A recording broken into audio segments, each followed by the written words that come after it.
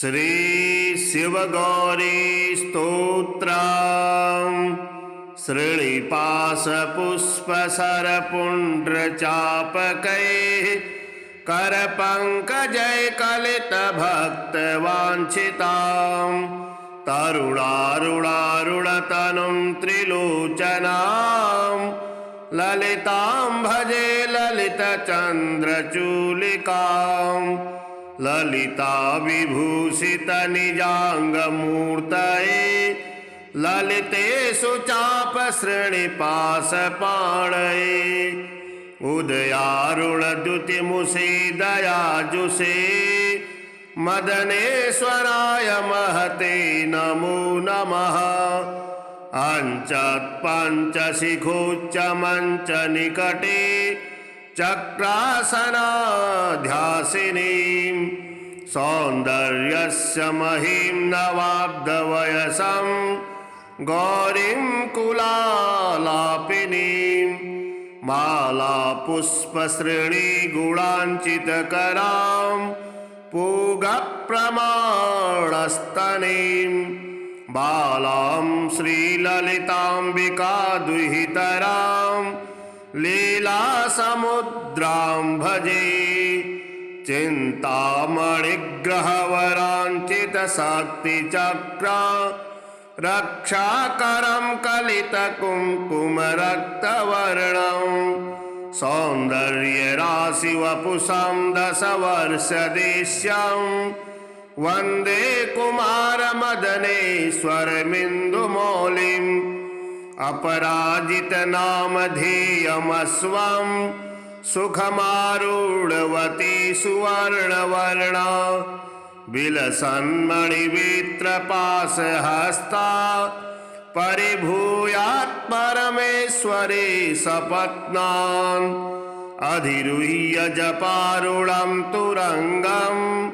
करपद्माञ्चितवेत्रपाशशक्तिः परिभूतविपक्षपक्षकोऽव्यात् रुणाभः परमेश्वरी सहायः रक्तां विचित्रवसनां नवचन्द्रचूडा मन्नप्रदाननिरतां स्तनभारनम्रां नृत्यन्तमिन्दुसकलाभरणं विलोक्य हृष्टां भजे भगवतीं भवदुःखहन्त्रीम्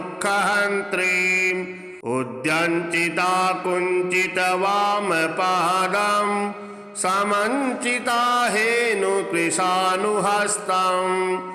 अन्नप्रदां वीक्ष्य महेशीं नटन्तमाद्यं नटमाश्रयामः अरुणारुणकोटितुल्यकान्तिं श्रीनिपाशाभयवाञ्छितप्रदानैः अनुरक्तकरां नवीन्द्रचूडामखिलेशीं भुवनेश्वरीं भजामः बालेन्दुकलितोऽन्तंसं बालारुणसमुद्युतिं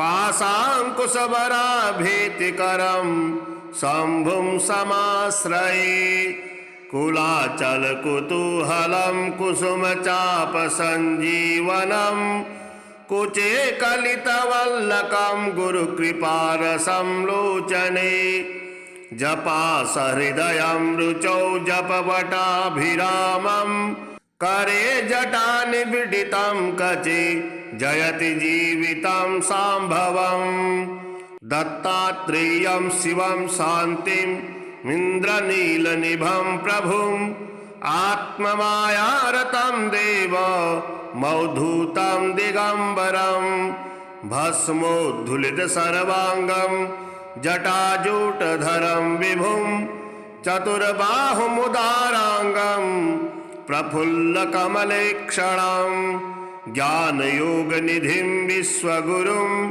योगेज्जनप्रियं भक्तानुकम्पिनं सर्वा साक्षिणं सिद्धसेवितम् एवं यः सततं ध्यायेत् देवदेवं सनातनं समुक्तः सर्वपापेभ्यो निःश्रेयसमवाप्नुयात्। श्रीमहाकालकवचम्। श्रीभैरवोवाच अथ वक्ष्यामि देवेशि कवचं मन्त्रगर्भकं मूलमन्त्रस्वरूपं च विश्वमङ्गलकाविधं सर्वसम्पत्प्रदं चैव महाकालस्य पार्वती। गुह्यात् गुह्यपरमं मूलविद्यामयं ध्रुवं परमार्थप्रदं नित्यं भोगमोक्षैककारणं महाभयहरं देवी महेश्वर्यप्रदं शिवे। कवचस्यास्य देवेशि ऋषिर्भैरव ईरितः अनुष्टुप् छन्दयुक्तुक्तं महाकालस्य देवता। कूर्चबीजं पराशक्तिस्तारं कीलकमीरितं धर्मार्थकाममोक्षार्थे विनियोगः प्रकीर्तितः। श्यामवर्णं महाकायं महाकालं त्रिलोचनं नीलकण्ठं स्वतेजस्कं नेत्रत्रयविभूषितं खड्वाङ्गचर्मधरं देवं वरदाभयपाणिकं शूलहस्तं खड्वाङ्गं धारिणं मन्त्रनायकं पिनाकहस्तं देवेशं तोमरं बिभ्रतं विभुं। प्रातः पठेत् सहस्रं वै भैरवं तु सदा स्मरेत्। एवं विधेन ध्यानेन मनसा चिन्तयेद् विभुं। ॐ ह्रां शिरः पातु मे कालः ललाटे ह्रीं सदा मम अहङ्कारकं प्रतीच्यामि बीजद्वयस्वरूपिणी। ह्रीं पातु लोचनद्वन्द्वं मुखं ह्रीं बीजरूपिणी। ह्रीं कारकं कण्ठदेशे ह्रीं पातु स्कन्धयोर्मम। महाकालः सदा पातु भुजौ सव्ये नसौ मम। ह्रीं कारं हृदयं पातु रङ्मे व्यादोदरं सदा। ह्रीं नाभिं पातु सततं देवी हिङ्काररूपिणी। अव्यान्मे लिङ्गदेशं च ह्रीं रक्षेत् गुह्यदेशके। कूर्चयुग्मं पातु पादौ स्वाहा पादतलं मम। श्रीषोडाक्षरः पातु सर्वाङ्गे मम सर्वदा। अन्तर्वहिनिश्च मां पातु देवदत्तस्य भैरवः। नगलिङ्गामृतप्रीतः सर्वसन्धिषु रक्षतु। महोग्रो मां सदा पातु ममेन्द्रियसमूहकं। शिवो ममेन्द्रियार्थेषु रक्षयेत् दक्षिणेष्वपि। महाकालः पश्य मे व्यात् दक्षिणे देवदत्तकः। भगलिङ्गामृतं प्रीतु भगलिङ्गस्वरूपकः। उदीच्यामूर्धगः पातु पूर्वे संहार भैरवः। दिगम्बरः शमशानस्थः पातु दिक्षु विदुक्षु च। शतलक्षं प्रजप्तोऽपि तस्य मन्त्रं न सिद्ध्यति। सशास्त्रज्ञानमवाप्नोति सोचिराल्मृत्युमवाप्नुयात्। मन्त्रेण म्रियते योगी रक्षयेत् कवचं ततः। त्रिसन्ध्यं पठनादस्य कवचस्य तु पार्वती। सिद्ध्यो अष्टौ करे तस्य महेश इव चापरः। रूपेण स्मरतुल्येष्टो कामिनीनां प्रियो भवेत्। तस्मादेतत् सुकवचं न देयं यस्य कस्यचित्। भक्तियुक्ताय शान्ताय दानशीलाय धीमते। यो ददाति सुशिष्येभ्यो वश्ये तस्य जगद्भवेत्। गुह्यात् गुह्यतरं गुह्यं महारुद्रेण भासितं। रवो भूर्जे लिखेद्वर्म स्वयंभुः कुसुमस्त्रजा। कुङ्कुमेनाष्टगन्धेन रक्तेन निजरेतसा। धारयन्मूर्ध्नि वा बाहो प्राप्नुयात् परमां गतिं। धनकामो लभेद्वित्तं पुत्रकामो लभेत् प्रजां। सर्वान् रिपून् रणे जित्वा कल्याणी गृहमाविशेत्। यस्य कण्ठगतं तस्य करस्थाः सर्वसिद्धयः। श्रीविश्वकवचं नाम कवचं न प्रकाशयेत्। रहस्यातिरहस्यं च गोपनीयं स्वयोनिवत्। श्री शिव पंचाक्षरी स्तोत्रम्। नागेन्द्रहाराय त्रिलोचनाय भस्मांगरागाय महेश्वराय नित्याय शुद्धाय दिगंबराय तस्मै नकाराय नमः शिवाय। मंदाकिनी सलिलचंदन चर्चिताय नंदीश्वर प्रमथनाथ महेश्वराय मंदार पुष्प बहुपुष्प सुपूजिताय तस्मै मकाराय नमः शिवाय। शिवाय गौरी वदनाब्ज वृंद सूर्याय दक्षाध्वरनाशकाय श्रीनीलकंठाय वृषध्वजाय तस्मै शिकाराय नमः शिवाय। वसिष्ठकुम्भोद्भव गौतमार्य मुनीन्द्रदेवार्चितशेखराय चन्द्रार्कवैश्वानरलोचनाय तस्मै वकाराय नमः शिवाय। यक्षस्वरूपाय जटाधराय पिनाकहस्ताय सनातनाय दिव्याय देवाय दिगंबराय तस्मै यकाराय नमः शिवाय। पंचाक्षरमिदं पुण्यं यः पठे शिवसन्निधौ शिवलोकमवाप्नोति शिवेन सह मोदते। श्री शिवगौरी स्तोत्रम्। श्रीनिपाशपुष्पसरपुण्ड्रचापकैः करपङ्कजैकलितभक्तवाञ्छितां तरुणारुणारुणतनुं त्रिलोचनां ललितां भजे ललितचन्द्रचूलिकां। ललिता विभूषितनिजाङ्गमूर्तये ललितेषु चापश्रेणिपाशपाणये उदयारुणद्युतिमुषे दयाजुषे मदनेश्वराय महते नमो नमः। अञ्चत्पञ्चशिखोच्चमञ्चनिकटे चक्रासनाध्यासिनीं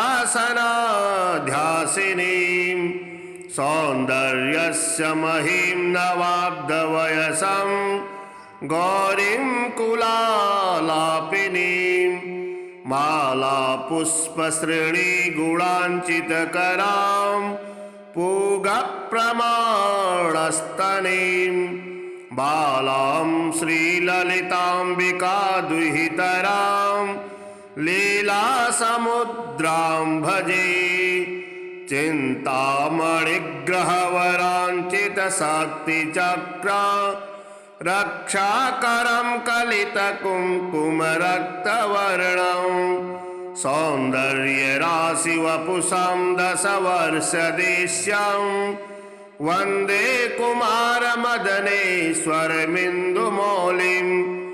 अपराजितनामधेयमस्वं सुखमारूढवती सुवर्णवर्णा विलसन्मणिवित्रपाशहस्ता परिभूयात् परमेश्वरे सपत्नान् अधिरुह्य जपारूढं तुरंगं करपद्माञ्चितवेत्रपाशशक्तिः परिभूत विपक्षपक्षको व्यात् रुणाभः परमेश्वरी सहायः। रक्तां विचित्रवसनां नवचन्द्रचूडा मन्नप्रदाननिरतां स्तनभारनम्रां नृत्यन्तमिन्दुसकलाभरणं विलोक्य हृष्टां भजे भगवतीं भवदुःखहन्त्रीं। उद्यञ्चिता कुञ्चितवामपादं समञ्चिता हेनुकृशानुहस्तम् अन्नप्रदां वीक्ष्य महेशीं नटन्तमाद्यं नटमाश्रयामः अरुणारुणकोटितुल्यकान्तिं श्रीनिवासाभयवाञ्छितप्रदानैः अनुरक्तकरां नवीन्द्रचूडामखिलेशीं भुवनेश्वरीं भजामः बालेन्दुकलितोऽन्तंसं बालारुणसमुद्युतिं पाशाङ्कुशभराभीतिकरं शम्भुं समाश्रये कुलाचलकुतूहलं कुसुमचापसञ्जीवनं कुचे कलितवल्लकं गुरुकृपारसं लोचने जपासहृदयं रुचौ जपवटाभिरामं करे जटानिबिडितं कचे जयति जीवितं सांभवम् दत्तात्रेयं शिवं शान्तिं इन्द्रनीलनिभं प्रभुम् आत्ममायारतं देव मौधूतं दिगम्बरं भस्मोद्धुलितसर्वाङ्गं जटाजूटधरं विभुं चतुर्बाहुमुदाराङ्गं प्रफुल्लकमलेक्षणं ज्ञानयोगनिधिं विश्वगुरुं योगेज्जनप्रियं भक्तानुकम्पिनं सर्वा साक्षिणं सिद्धसेवितम् एवं यः सततं ध्यायेत् देवदेवं सनातनं समुक्तः सर्वपापेभ्यो निःश्रेयसमवाप्नुयात्। श्रीमहाकालकवचं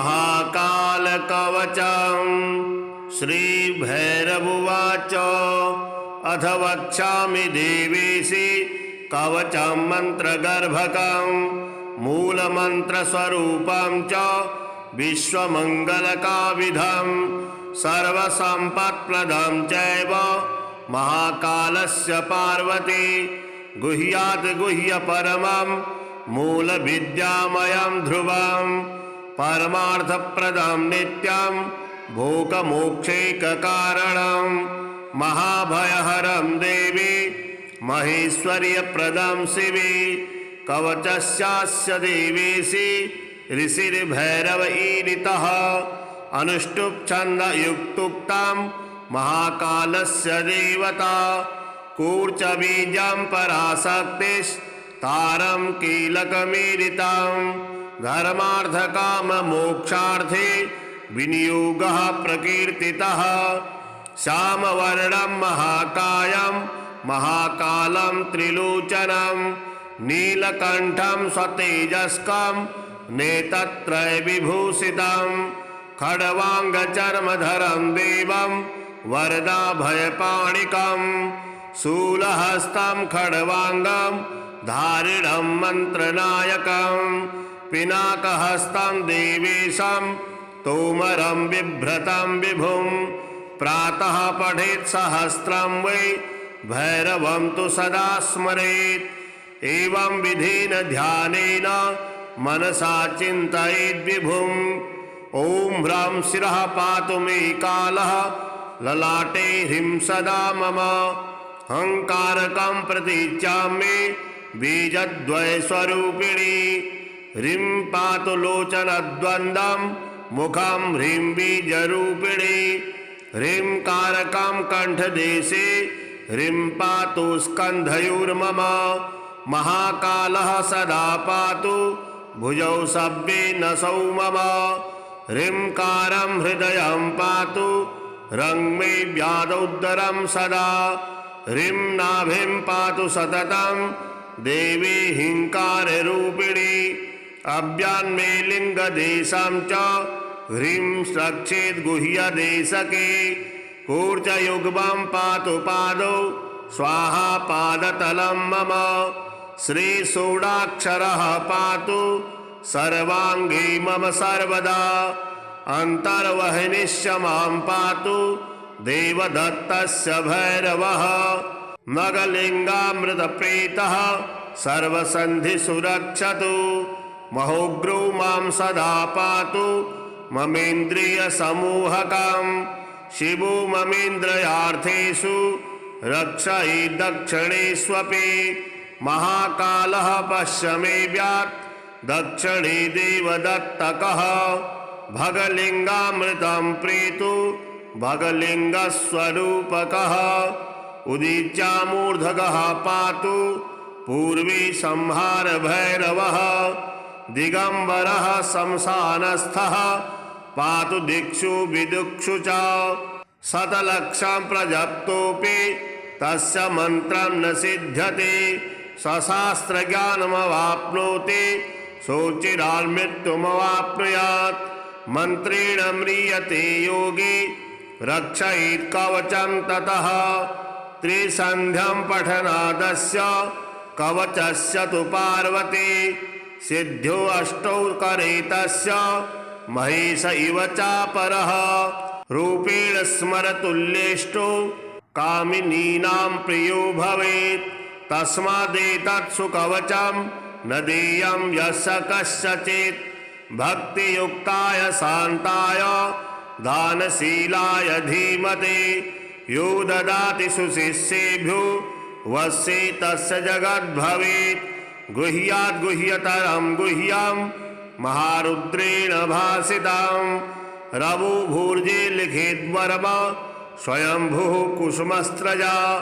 कुङ्कुमेनाष्टगन्धेन रक्तेन निजरेतसा धारयन् मूर्ध्नि वा बाहो प्राप्नुयात् परमां गतिं धनकामो लभेद्वित्तं पुत्रकामो लभेत् प्रजां सर्वान् रिपून् रणे जित्वा कल्याणे गृहमाविशेत् यस्य कण्ठगतं तस्य करस्थाः सर्वसिद्धयः श्रीविश्वकवचं नाम कवचं न प्रकाशयेत् रहस्यातिरहस्यं च गोपनीयं स्वयोनिवत् श्री शिव पंचाक्षरस्तोत्रम् नागेन्द्रहाराय त्रिलोचनाय भस्मांगरागाय महेश्वराय नित्याय शुद्धाय दिगंबराय तस्मै नकाराय नमः शिवाय मंदाकिनी सलिलचंदन चर्चिताय नंदीश्वर प्रमथनाथ महेश्वराय मंदार पुष्प बहुपुष्प सुपूजिताय तस्मै मकाराय नमः शिवाय शिवाय गौरी वदनाब्ज वृंद सूर्याय दक्षाध्वरनाशकाय श्रीनीलकंठाय वृषध्वजाय तस्मै शिकाराय नमः शिवाय वसिष्ठकुम्भोद्भव गौतमार्य मुनीन्द्रदेवार्चितशेखराय चन्द्रार्कवैश्वानरलोचनाय तस्मै वकाराय नमः शिवाय यक्षस्वरूपाय जटाधराय पिनाकहस्ताय सनातनाय दिव्याय देवाय दिगंबराय तस्मै यकाराय नमः शिवाय पंचाक्षरमिदं पुण्यं यः पठे शिवसन्निधौ शिवलोकमवाप्नोति शिवेन सह मोदते। श्री शिवगौरी स्तोत्रम् श्रीनिपाशपुष्पसरपुण्ड्रचापकैः करपङ्कजैकलितभक्तवाञ्छितां तरुणारुणारुणतनुं त्रिलोचनां ललितां भजे ललितचन्द्रचूलिकां ललिता विभूषितनिजाङ्गमूर्तये ललितेषु चापसृणिपाशपाणये उदयारुणद्युतिमुषे दयाजुषे मदनेश्वराय महते नमो नमः। अंचत्पञ्चशिखोच्चमञ्च निकटे चक्रासनाध्यासिनीं सौन्दर्यस्य महीं नवाब्दवयसं गौरीं कुलालापिनीं मालापुष्पश्रेणीगुणाञ्चितकरां पूगप्रमाणस्तनीं बालां श्रीललिताम्बिका दुहितरां लीलासमुद्रां भजे। चिन्तामणिग्रहवराञ्चितशक्तिचक्रा रक्षाकरं कलितकुङ्कुमरक्तवर्णं सौन्दर्यराशिवपुषं दशवर्षदेश्यं वन्दे कुमारमदनेश्वरमिन्दुमौलिम् अपराजितनामधेयमस्वं सुखमारूढवती सुवर्णवर्णा विलसन्मणिवित्रपाशहस्ता परिभूयात् परमेश्वरे सपत्नान् अधिरुह्य जपारूढं तुरङ्गं करपद्माञ्चितवेत्रपाशशक्तिः परिभूतविपक्षपक्षको व्यात् रुणाभः परमेश्वरी सहायः रक्तां विचित्रवसनां नवचन्द्रचूडा मन्नप्रदाननिरतां स्तनभारनम्रां नृत्यन्तमिन्दुसकलाभरणं विलोक्य हृष्टां भजे भगवतीं भवदुःखहन्त्रीम् उद्यञ्चिता कुञ्चितवामपादं समञ्चिता हेनुकृशानुहस्तम् अन्नप्रदां वीक्षमुदा महेशीं नटन्तमाद्यं नटमाश्रयामः अरुणारुणकोटितुल्यकान्तिं श्रीनिवासाभयवाञ्छितप्रदानैः अनुरक्तकरां नवीन्द्रचूडामखिलेशीं भुवनेश्वरीं भजामः बालेन्दुकलितोऽन्तंसं बालारुणसमुद्युतिं पाशाङ्कुशभराभीतिकरं शम्भुं समाश्रये कुलाचलकुतूहलं कुसुमचापसञ्जीवनं कुचे कलितवल्लकं गुरुकृपारसं लोचने जपासहृदयं रुचौ जपवटाभिरामं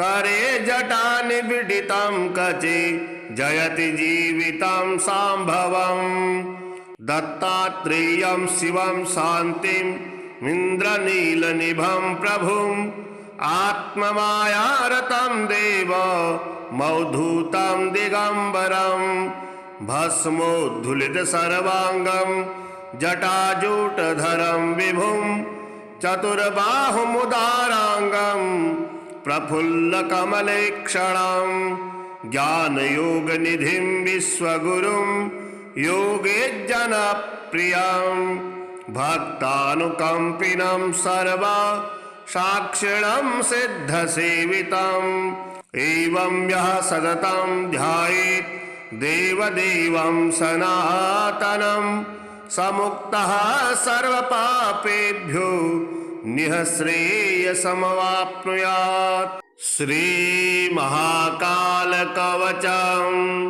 श्रीभैरवोवाच अथ वक्ष्यामि देवेशि कवचं मन्त्रगर्भकं मूलमन्त्रस्वरूपं च विश्वमङ्गलकाविधं सर्वसम्पत्प्रदं चैव महाकालस्य पार्वती गुह्यात् गुह्यपरमं मूलविद्यामयं ध्रुवं परमार्थप्रदं नित्यं भोगमोक्षैककारणं महाभयहरं देवी महेश्वर्यप्रदं शिवे कवचस्यास्य देवेशि ऋषिर्भैरव ईरितः अनुष्टुप् छन्दयुक्तुक्तां महाकालस्य देवता कूर्चबीजं पराशक्तिस्तारं कीलकमीरितां धर्मार्थकाममोक्षार्थे विनियोगः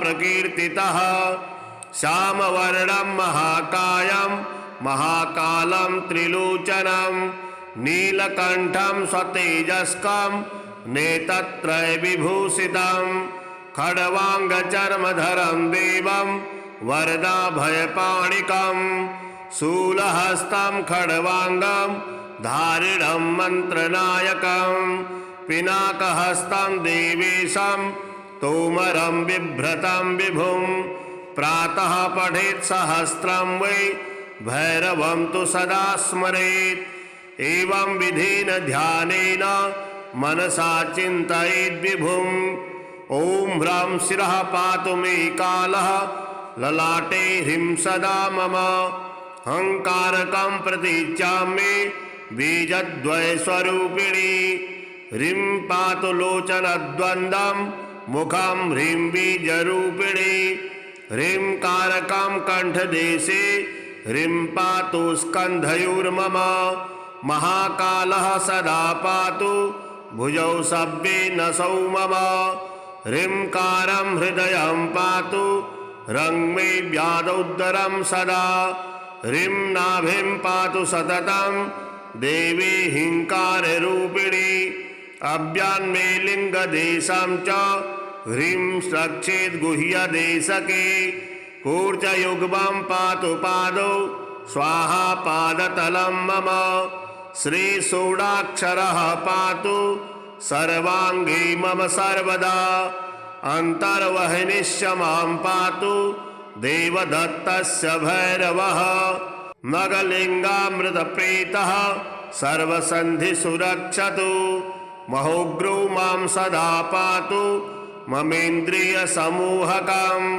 शिवो ममेन्द्रियार्थेषु रक्षयि दक्षिणेष्वपि महाकालः पश्य मे व्यात् दक्षिणे देवदत्तकः भगलिङ्गामृतं प्रीतु भगलिङ्गस्वरूपकः उदीच्यामूर्धगः पातु पूर्वे संहार भैरवः दिगंबरः शमशानस्थः पातु दिक्षु विदुक्षु च शतलक्षं प्रजप्तोऽपि तस्य मन्त्रं न सिद्ध्यति सशास्त्रज्ञानमवाप्नोति सोचिरान्मृत्युमवाप्नुयात् मन्त्रेण म्रियते योगी रक्षयेत् कवचं ततः त्रिसन्ध्यं पठनादस्य कवचस्य तु पार्वती सिद्ध्यो अष्टौ करे तस्य महेश इव चापरः रूपेण स्मरतुल्येष्टो कामिनीनां प्रियो भवेत् तस्मादेतत्सु कवचं न देयं यस्य कस्यचित् भक्तियुक्ताय शान्ताय दानशीलाय धीमते यो ददाति सुशिष्येभ्यो वश्ये तस्य जगद्भवेत् गुह्याद् गुह्यतरं गुह्यं महारुद्रेण भासितं रवुभूर्जे लिखिद्वर्म स्वयंभुः कुसुमस्त्रजा कुङ्कुमेनाष्टगन्धेन रक्तेन निजरेतसा धारयन्मूर्ध्नि वा बाहो प्राप्नुयात् परमां गतिं धनकामो लभेद्वित्तं पुत्रकामो लभेत् प्रजां सर्वान् रिपून् रणे जित्वा कल्याणे गृहमाविशेत् यस्य कण्ठगतं तस्य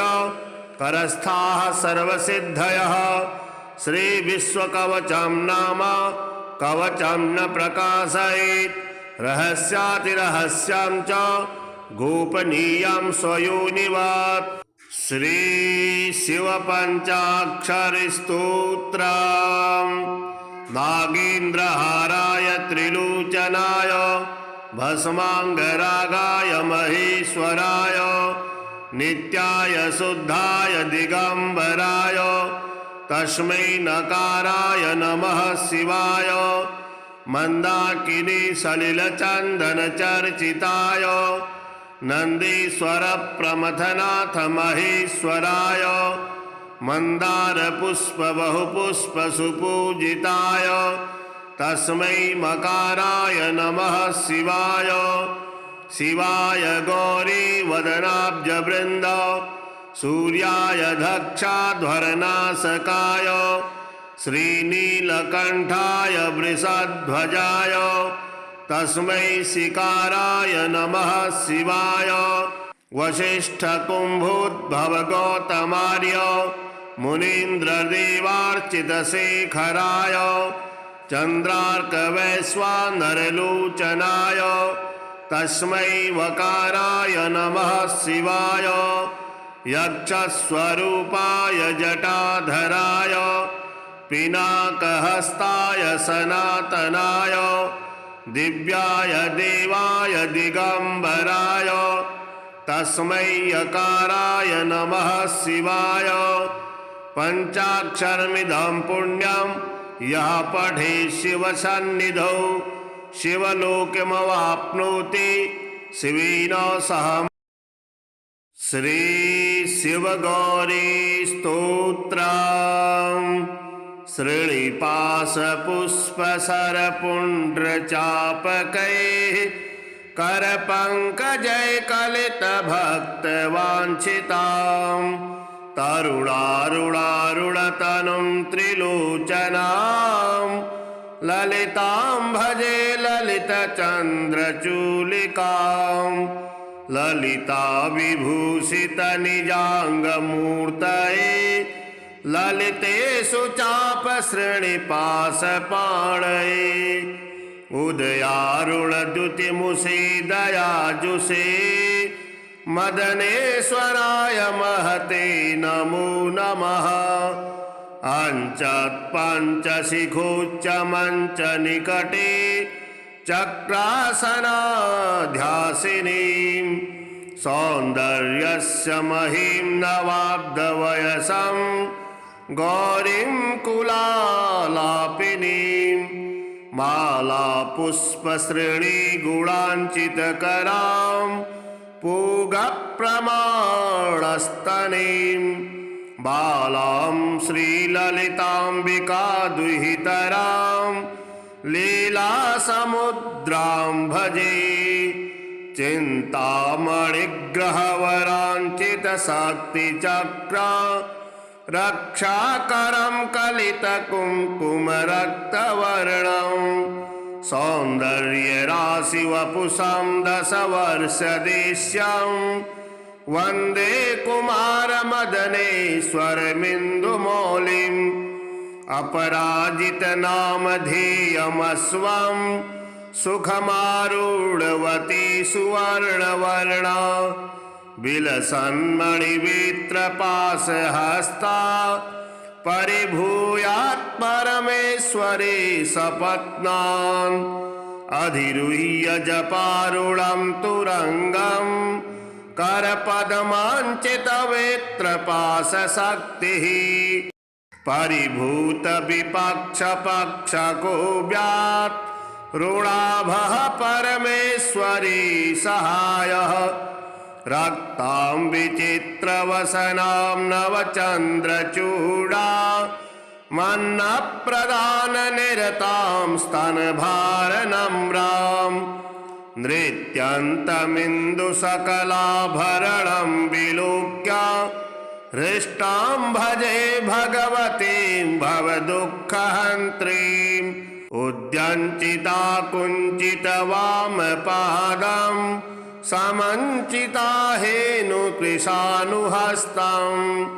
अन्नप्रदां वीक्षमुदा महेशीं नटन्तमाद्यं नटमाश्रयामः अरुणारुणकोटितुल्यकान्तिं श्रीनिपाशाभयवाञ्छितप्रदानैः अनुरक्तकरां नवीन्द्रचूडामखिलेशीं भुवनेश्वरीं भजामः बालेन्दुकलितोऽन्तंसं बालारुणसमुद्युतिं पाशाङ्कुशभराभीतिकरं शम्भुं समाश्रये कुलाचलकुतूहलं कुसुमचापसञ्जीवनं कुचे कलितवल्लकं गुरुकृपारसं लोचने जपासहृदयं रुचौ जपवटाभिरामं करे जटानिबिडितं कचे जयति जीवितं सांभवम् दत्तात्रेयं शिवं शान्तिम् इन्द्रनीलनिभं प्रभुम् आत्ममायारतं देव मौधूतं दिगम्बरं भस्मोद्धुलितसर्वाङ्गं जटाजूटधरं विभुं चतुर्बाहुमुदाराङ्गं प्रफुल्लकमलेक्षणं ज्ञानयोगनिधिं विश्वगुरुं योगेज्जनप्रियं भक्तानुकम्पिनं सर्वा साक्षिणं सिद्धसेवितम् एवं यः सततं ध्यायेत् देवदेवं सनातनं समुक्तः सर्वपापेभ्यो निःश्रेयसमवाप्नुयात्। श्रीमहाकालकवचं श्रीभैरवोवाच अथ वक्ष्यामि देवेशि कवचं मन्त्रगर्भकं मूलमन्त्रस्वरूपं च विश्वमङ्गलकाविधं सर्वसम्पत्प्रदं चैव महाकालस्य पार्वती गुह्यात् गुह्यपरमं मूलविद्यामयं ध्रुवं परमार्थप्रदं नित्यं भोगमोक्षैककारणं महाभयहरं देवी महेश्वर्यप्रदं शिवे कवचस्यास्य देवेशि ऋषिर्भैरव ईरितः अनुष्टुप् छन्दयुक्तुक्तं महाकालस्य देवता कूर्चबीजं पराशक्तिस्तारं कीलकमीरितं धर्मार्थकाममोक्षार्थे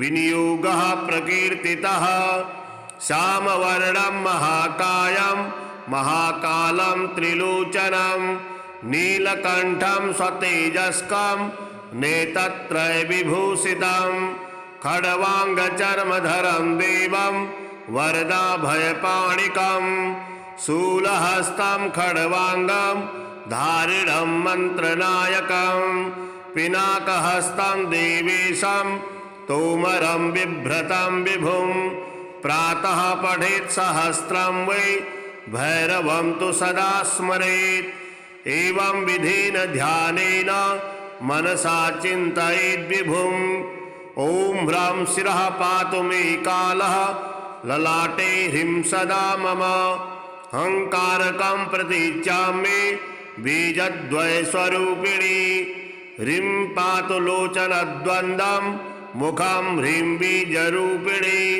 ह्रीं कारकं कण्ठदेशे ह्रीं पातु स्कन्धयोर्मम महाकालः सदा पातु भुजौ सव्ये नसौ मम ह्रींकारं हृदयं पातु रङ्मे व्यादोदरं सदा ह्रीं नाभिं पातु सततं देवी हिंकाररूपिणी अव्यान्मे लिङ्गदेशं च ह्रीं रक्षेत् गुह्यदेशके कूर्चयुग्मं पातु पादौ स्वाहा पादतलं मम श्रीषोडाक्षरः पातु सर्वाङ्गे मम सर्वदा अन्तर्वहिनिश्च मां पातु देवदत्तस्य भैरवः नगलिङ्गामृतप्रीतः सर्वसन्धिषु रक्षतु महोग्रो मां सदा पातु ममेन्द्रियसमूहकं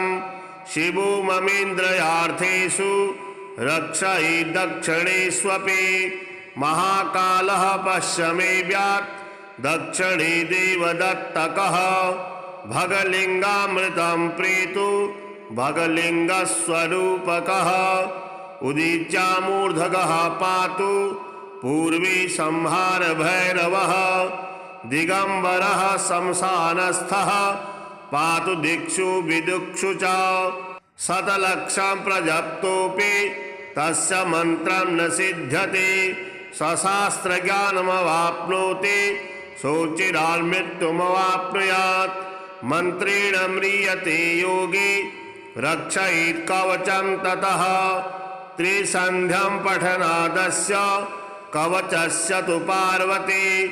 सिद्ध्यो अष्टौ करे तस्य महेश इव चापरः। रूपेण स्मरतुल्येष्टो कामिनीनां प्रियो भवेत्। तस्मादेतत् सुकवचं न देयं यस्य कस्यचित्।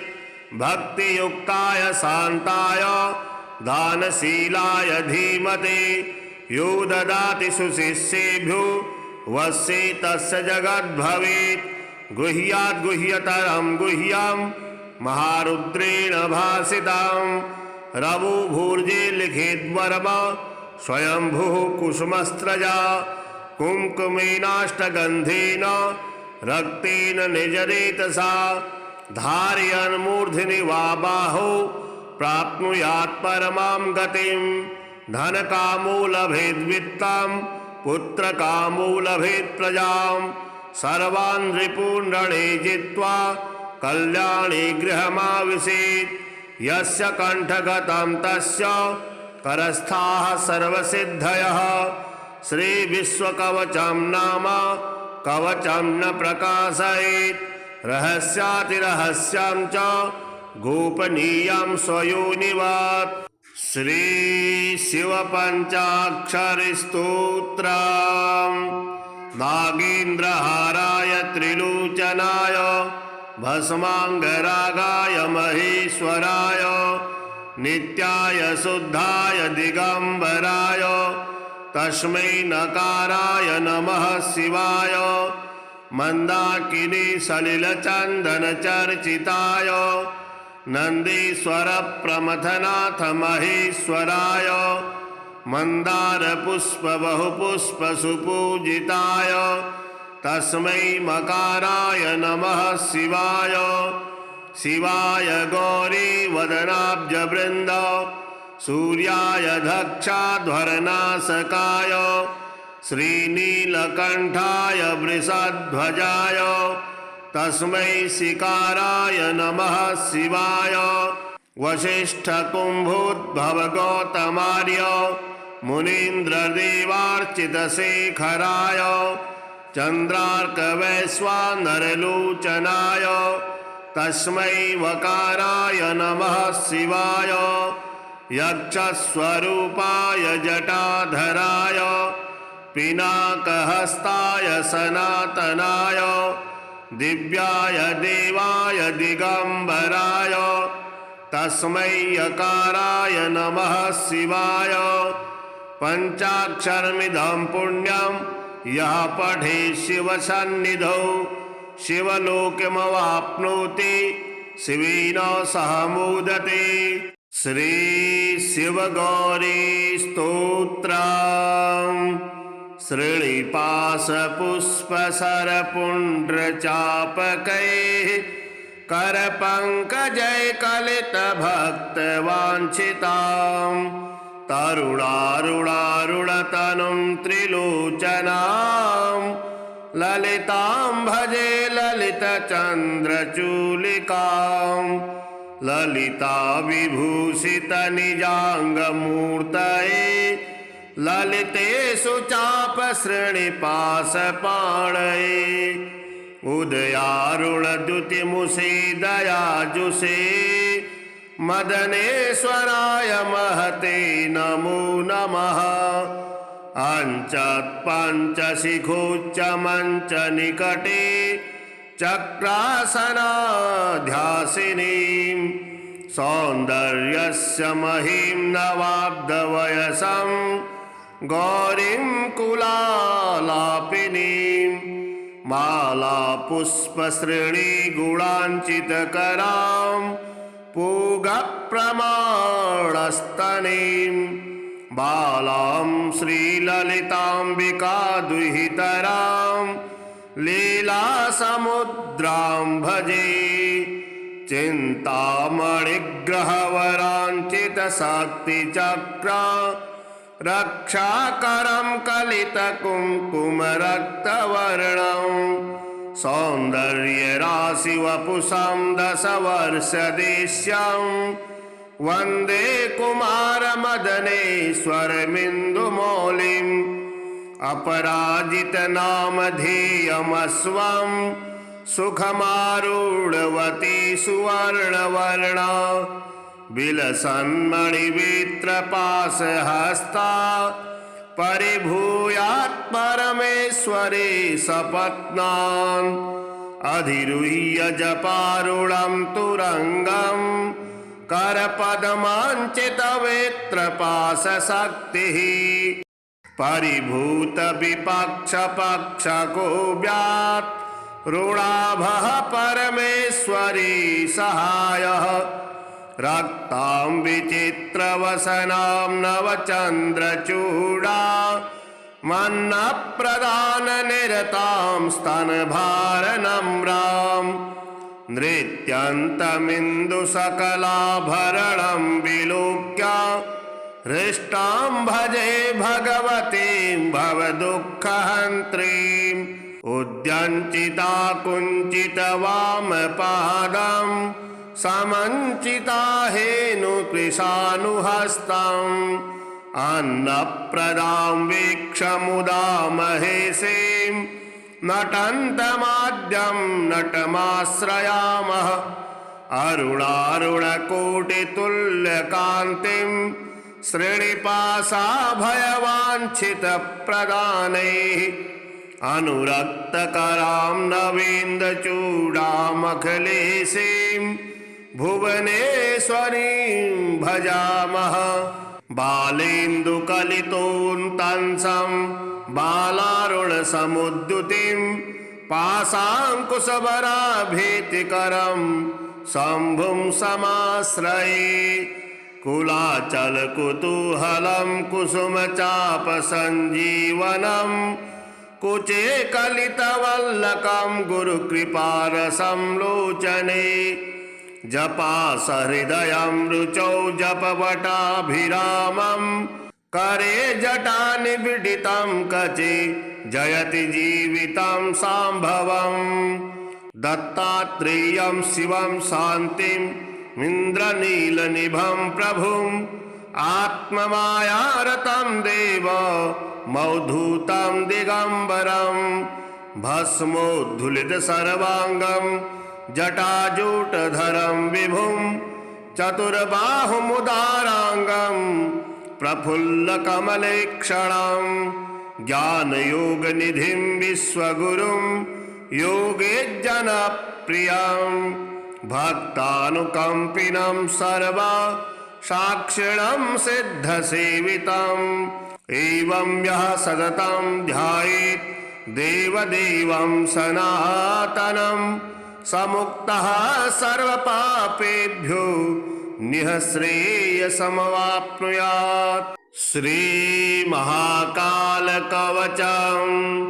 श्रीभैरवोवाच अथ वक्ष्यामि देवेशि कवचं मन्त्रगर्भकं मूलमन्त्रस्वरूपं च विश्वमङ्गलकाविधं सर्वसम्पत्प्रदं चैव महाकालस्य पार्वती गुह्यात् गुह्यपरमं मूलविद्यामयं ध्रुवं परमार्थप्रदं नित्यं भोगमोक्षैककारणं महाभयहरं देवी महेश्वर्यप्रदं शिवे कवचस्यास्य देवेशि ऋषिर्भैरव ईरितः अनुष्टुप् छन्दयुक्तुक्तं महाकालस्य देवता कूर्चबीजं पराशक्तिस्तारं कीलकमीरितं धर्मार्थकाममोक्षार्थे विनियोगः प्रकीर्तितः श्यामवर्णं महाकायं महाकालं त्रिलोचनं नीलकण्ठं स्वतेजस्कं नेत्रत्रयविभूषितं खड्वाङ्गचर्मधरं देवं वरदाभयपाणिकं शूलहस्तं खड्वाङ्गं धारिणं मन्त्रनायकं पिनाकहस्तं देवेशं तोमरं बिभ्रतं विभुं प्रातः पठेत् सहस्रं वै भैरवं तु सदा स्मरेत्। एवं विधेन ध्यानेन मनसा चिन्तयेद् विभुम्। ॐ ह्रां शिरः पातु मे कालः ललाटे ह्रीं सदा मम अहङ्कारकं प्रतीच्यामि बीजद्वयस्वरूपिणी। ह्रीं पातु लोचनद्वन्द्वं मुखं ह्रीं बीजरूपिणी। ह्रीं कारकं कण्ठदेशे ह्रीं पातु स्कन्धयोर्मम महाकालः सदा पातु भुजौ सव्ये नसौ मम। ह्रींकारं हृदयं पातु रङ्मे व्यादोदरं सदा। ह्रीं नाभिं पातु सततं देवी ह्रींकाररूपिणी। अव्यान्मे लिङ्गदेशं च ह्रीं रक्षेत् गुह्यदेशके। कूर्चयुग्मं पातु पादौ स्वाहा पादतलं मम।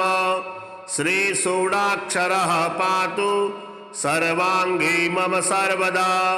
अन्तर्वहिनिश्च मां पातु देवदत्तस्य भैरवः।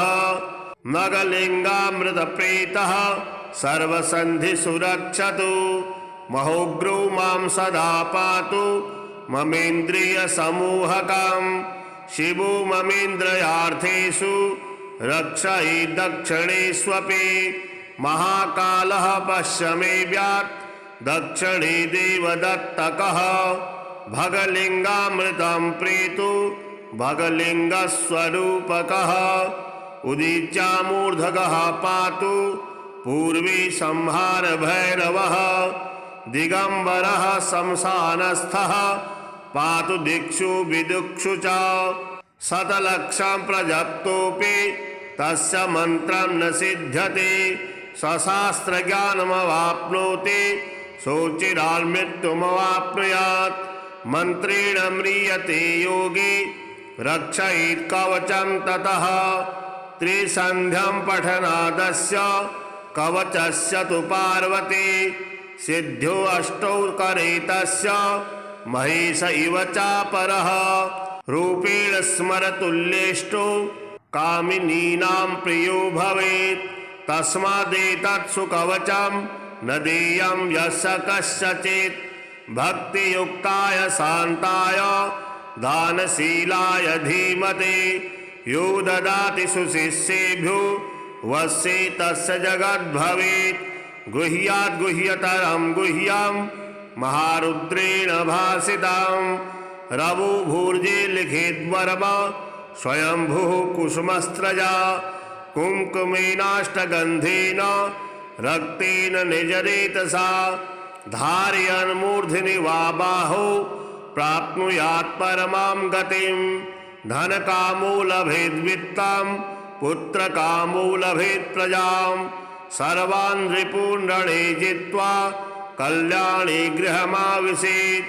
यस्य कण्ठगतं तस्य करस्थाः सर्वसिद्धयः।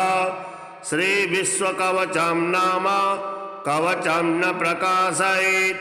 रहस्यातिरहस्यं च गोपनीयं स्वयोनिवत्। श्रीशिवपञ्चाक्षरिस्तोत्रम्। नागेन्द्रहाराय त्रिलोचनाय भस्माङ्गरागाय महेश्वराय नित्याय शुद्धाय दिगम्बराय तस्मै नकाराय नमः शिवाय। मंदाकिनी सलिलचंदन चर्चिताय नंदीश्वर प्रमथनाथ महेश्वराय मंदार पुष्प बहुपुष्प सुपूजिताय तस्मै मकाराय नमः शिवाय।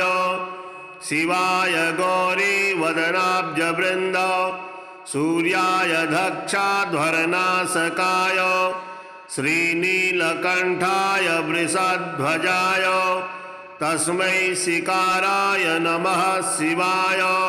वसिष्ठकुम्भोद्भव गौतमार्य मुनीन्द्रदेवार्चितशेखराय चन्द्रार्कवैश्वानरलोचनाय तस्मै वकाराय नमः शिवाय यक्षस्वरूपाय जटाधराय पिनाकहस्ताय सनातनाय दिव्याय देवाय दिगंबराय तस्मै यकाराय नमः शिवाय पंचाक्षरमिदं पुण्यं यः पठे शिवसन्निधौ शिवलोकमवाप्नोति शिवेन सह मोदते। श्री शिवगौरी स्तोत्रम्। श्रीनिवासपुष्पसरपुण्ड्रचापकैः करपङ्कजैकलितभक्तवाञ्छिताम् तरुणारुणारुणतनुं त्रिलोचनां ललितां भजे ललितचन्द्रचूलिकां ललिता विभूषितनिजाङ्गमूर्तये ललितेषु चापश्रेणिपाशपाणये उदयारुणद्युतिमुषे दयाजुषे मदनेश्वराय महते नमो नमः। अञ्चत्पञ्चशिखोच्चमञ्चनिकटे चक्रासनाध्यासिनीं सौन्दर्यस्य महीं नवाब्धवयसं गौरीं कुलालापिनीं मालापुष्पश्रेणीगुणाञ्चितकरां पूगप्रमाणस्तनीं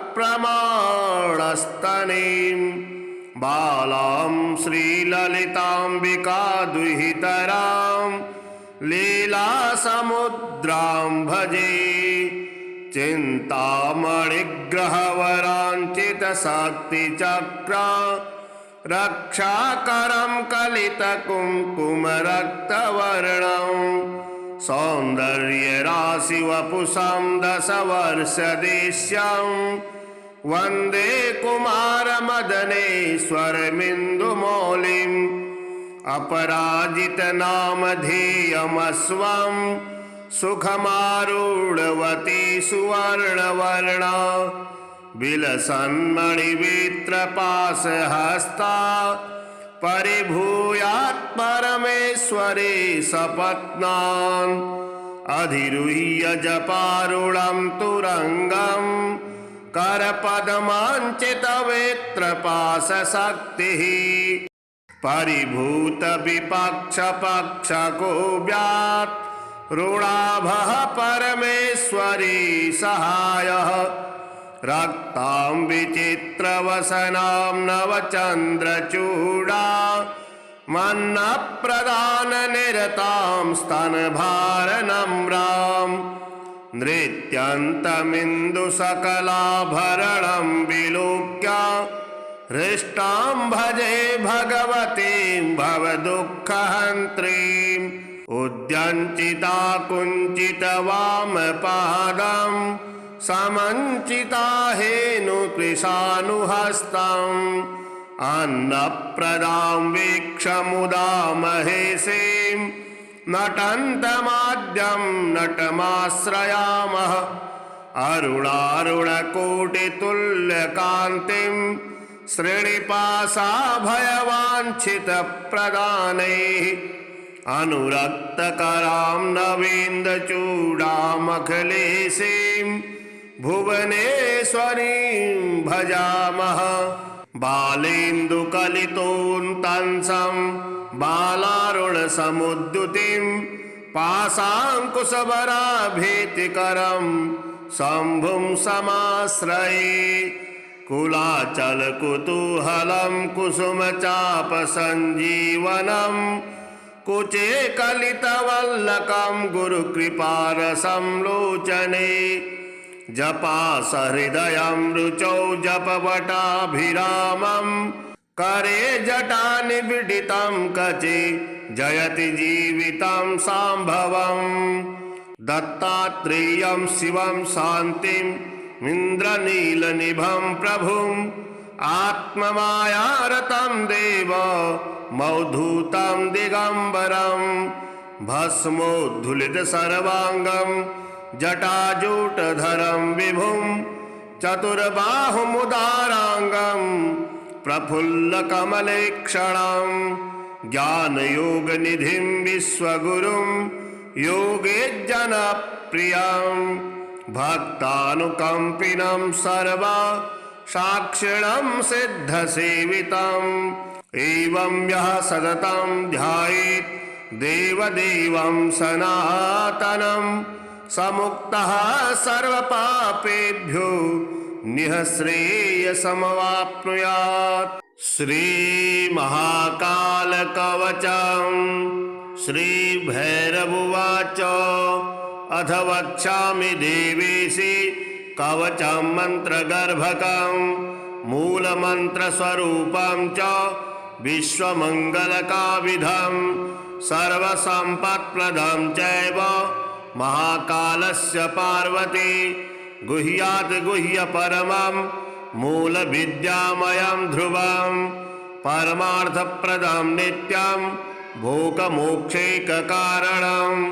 महाभयहरं देवी महेश्वर्यप्रदं शिवे कवचस्यास्य देवेशि ऋषिर्भैरव ईरितः अनुष्टुप् छन्दयुक्तुक्तं महाकालस्य देवता कूर्चबीजं पराशक्तिस्तारं कीलकमीरितं धर्मार्थकाममोक्षार्थे विनियोगः प्रकीर्तितः श्यामवर्णं महाकायं महाकालं त्रिलोचनं नीलकण्ठं स्वतेजस्कं नेत्रत्रयविभूषितं खड्वाङ्गचर्मधरं देवं वरदाभयपाणिकं शूलहस्तं खड्वाङ्गं धारिणं मन्त्रनायकं पिनाकहस्तं देवेशं तोमरं बिभ्रतं विभुं प्रातः पठेत् सहस्रं वै भैरवं तु सदा स्मरेत् एवं विधेन ध्यानेन मनसा चिन्तयेद्विभुम् ॐ ह्रां शिरः पातु मे कालः ललाटे ह्रीं सदा मम अहङ्कारकं प्रतीच्यामि बीजद्वयस्वरूपिणी ह्रीं पातु लोचनद्वन्द्वं मुखं ह्रीं बीजरूपिणी ह्रीं कारकं कण्ठदेशे ह्रीं पातु स्कन्धयोर्मम महाकालः सदा पातु भुजौ सव्ये नसौ मम ह्रींकारं हृदयं पातु रङ्मे व्यादोदरं सदा ह्रीं नाभिं पातु सततं देवी हिंकाररूपिणी अव्यान्मे लिङ्गदेशं च ह्रीं रक्षेत् गुह्यदेशके कूर्चयुग्मं पातु पादौ स्वाहा पादतलं मम श्रीषोडाक्षरः पातु सर्वाङ्गे मम सर्वदा अन्तर्वहिनिश्च मां पातु देवदत्तस्य भैरवः नगलिङ्गामृतप्रीतः सर्वसन्धिषु रक्षतु महोग्रो मां सदा पातु ममेन्द्रियसमूहकं शिवो ममेन्द्रियार्थेषु रक्षयि दक्षिणेष्वपि महाकालः पश्य मे व्यात् दक्षिणे देवदत्तकः भगलिङ्गामृतं प्रीतु भगलिङ्गस्वरूपकः उदीच्यामूर्धगः पातु पूर्वे संहार भैरवः दिगम्बरः शमशानस्थः पातु दिक्षु विदुक्षु च शतलक्षं प्रजप्तोऽपि तस्य मन्त्रं न सिद्ध्यति सशास्त्रज्ञानमवाप्नोति सोचिरान्मृत्युमवाप्नुयात् मन्त्रेण म्रियते योगी रक्षयेत् कवचं ततः त्रिसन्ध्यं पठनादस्य कवचस्य तु पार्वती सिद्ध्यो अष्टौ करे तस्य महेश इव चापरः रूपेण स्मरतुल्येष्टो कामिनीनां प्रियो भवेत् तस्मादेतत्सु कवचं न देयं यस्य कस्यचित् भक्तियुक्ताय शान्ताय दानशीलाय धीमते यो ददाति सुशिष्येभ्यो वश्ये तस्य जगद्भवेत् गुह्याद् गुह्यतरं गुह्यं महारुद्रेण भासितं रवुभूर्जे लिखेद्वर्म स्वयंभुः कुसुमस्त्रजा कुङ्कुमेनाष्टगन्धेन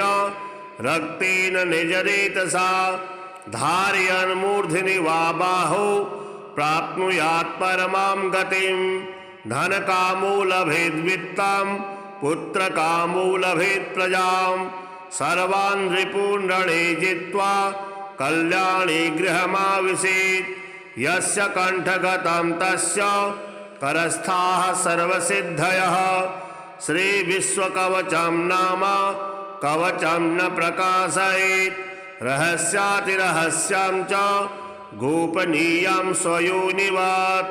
श्रीशिवपञ्चाक्षरिस्तोत्रम् नागेन्द्रहाराय त्रिलोचनाय भस्माङ्गरागाय महेश्वराय नित्याय शुद्धाय दिगंबराय तस्मै नकाराय नमः शिवाय मंदाकिनी सलिलचंदन चर्चिताय नंदीश्वर प्रमथनाथ महेश्वराय मंदार पुष्प बहुपुष्प सुपूजिताय तस्मै मकाराय नमः शिवाय शिवाय गौरी वदनाब्ज वृंद सूर्याय दक्षाध्वरनाशकाय श्रीनीलकंठाय वृषध्वजाय तस्मै शिकाराय नमः शिवाय वसिष्ठकुम्भोद्भव गौतमार्य मुनीन्द्रदेवार्चितशेखराय चन्द्रार्कवैश्वानरलोचनाय तस्मै वकाराय नमः शिवाय यक्षस्वरूपाय जटाधराय पिनाकहस्ताय सनातनाय दिव्याय देवाय दिगंबराय तस्मै यकाराय नमः शिवाय पंचाक्षरमिदं पुण्यं यः पठेत् शिवसन्निधौ शिवलोकमवाप्नोति शिवेन सह मोदते।